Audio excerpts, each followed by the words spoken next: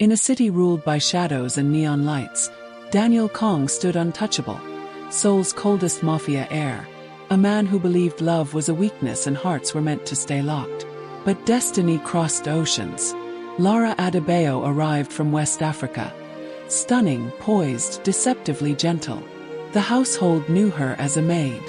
Only Lara knew she came with a vial of poison and a mission to end the very man she now served. He was the lion. She was the lamb with a dagger. Yet between silent dinners, stolen glances, and midnight brushes of fingertips, something forbidden bloomed. Attraction began where death was supposed to happen, and duty slowly betrayed desire, because the most dangerous love stories are born where they should never exist. Subscribe now to stay close. Now playing is episode 1 of Dagger in Velvet. Rain trickled down the towering glass walls of the Kang estate, soft and constant, as if the sky itself hesitated to disturb the fortress beneath it. Inside, the mansion breathed with disciplined silence. Men in black suits moved like coordinated shadows, disappearing into side corridors with whispers that never rose high enough to echo. Every surface was polished. Every doorway guarded. Every step calculated. Kang ruled here, not as a husband or father, but as a man whose very existence commanded fear.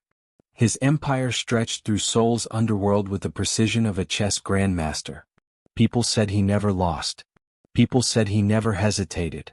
People also said he never loved anything he couldn't control. They were about to be proven wrong, though no one knew it yet, least of all Daniel. A black agency car rolled up the driveway, its tires hissing softly over wet stone. The door opened and Lara Adebayo stepped out, pausing beneath the huge entrance archway. Her brown skin glowed softly under the pale lights, her long braids grazing her shoulders as the cold air brushed past her. She clutched a slim file to her chest, papers stating she was a simple maid hired through a reputable placement agency. But nothing about her task was simple. She inhaled deeply, her chest steady despite the nervous tremor beneath her ribs. She had traveled all the way from western Nigeria to Seoul for her studies, hoping to build a better future. She had taken part-time cleaning jobs before, but nothing prepared her for the quiet threat humming through this mansion. It felt like stepping into a lion's den wearing perfume. The housekeeper, stern-faced and composed, led her inside. Lara followed, her steps light, respectful. The mansion swallowed her whole. Marble stretched beneath her feet, smooth and cool like untouched snow. Gold-trimmed frames lined the hallway, though many held only abstract art or landscapes. No sentimental family photos except the occasional portrait of Daniel at various ages, all equally serious. Surveillance cameras blinked gently from corners, recording every motion. "This way," the housekeeper said, her tone clipped. Lara nodded silently. Her eyes absorbed every detail. The number of guards, possible exits, the distance between rooms. She wasn't a professional assassin. She didn't need to be. She only needed to remember the instructions given to her days before she boarded a plane. Gain his trust. Get access to his food. One drop is enough. The thought settled heavy in her stomach. As they turned the corridor, a calm voice drifted in from an adjacent hall. A moment later, Kang stepped into view. Lara stopped. He was taller than the rumor suggested. Broad shoulders filled out a fitted gray vest, sleeves rolled neatly to the elbows. His hair, thick and styled with sharp precision, contrasted with the steel of his eyes. He moved with the stillness of a man who never rushed because the world rushed for him. For a split second his gaze swept over Lara, slow, assessing, unexpectedly direct. Most employers glanced at staff only long enough to categorize them. Daniel seemed to study, not stare.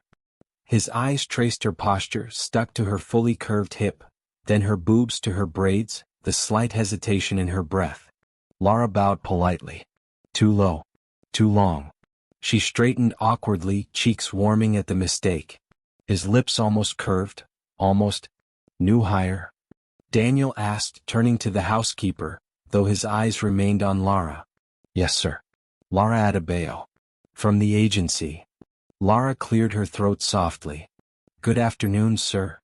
Daniel's gaze dipped once, not in greeting but in acknowledgement. You will be briefed on your duties. Do them well. He turned slightly, then added with cool finality, and do not touch the piano. He walked away without waiting for a reply.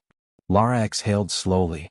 The housekeeper led her onward, explaining schedules, rules, and kitchen protocols, but Lara's mind replayed that brief moment. There had been something unsettling in Daniel's gaze, something perceptive, like he saw more than she meant to reveal. By midday she found herself in the kitchen, where warm lights softened the coldness of the mansion. Aromas of simmering broths and spices filled the air. The main chef assigned her simple tasks: washing vegetables, arranging plates, learning the order in which meals were served. Lara worked diligently, her movements quiet yet graceful. Every now and then she caught the chef watching her, not with suspicion but with the resigned knowing of someone who had seen women come and go in this house, usually not lasting long. When it came time to serve lunch, she balanced a silver tray carefully and walked through the corridor leading to the dining hall. The rain outside had intensified, casting rippling patterns of light on the walls. Daniel sat at the long dining table, papers spread before him. His fingers held a pen loosely, tapping occasionally as he studied figures. He didn't look up until Lara placed the dishes before him. His eyes lifted, slow, deliberate. Their gazes met for an instant. Lara's heartbeat tapped against her ribs. Daniel didn't speak. He simply observed the way she retreated to the side, hands folded neatly, posture composed. He didn't eat at first, rather beckoned on her to carry out the meal test. She wanted to, but he stopped her with a wave, then ate in silence. She waited in silence. The only sounds were silverware, paper turning, and rain. Something in that silence felt charged. Later, as Lara was settling into her small staff room, she opened the envelope hidden in her luggage. A tiny glass vial rested inside, clear as water, deadly as truth. She stared at it a long time. Her brother's last voice note echoed in her memory, weak, tired, hopeful. She closed the envelope with trembling fingers and slid it beneath her pillow. Night draped itself over the mansion. Most staff retired early. Lights dimmed. The walls seemed to exhale. Around midnight, Lara slipped into the kitchen for water. The room glowed softly under amber lights. She reached for a glass and froze. Daniel was there. Leaning slightly against the counter, sleeves undone, shirt open at the collar, tie draped loosely around his neck. His hair was no longer perfect. A few strands fell across his forehead, making him look younger and infinitely more human. He hadn't heard her enter. For a moment she simply watched him, hidden by the doorway. His presence filled the space with quiet intensity. He looked tired, burdened, lonely in a way power never admits.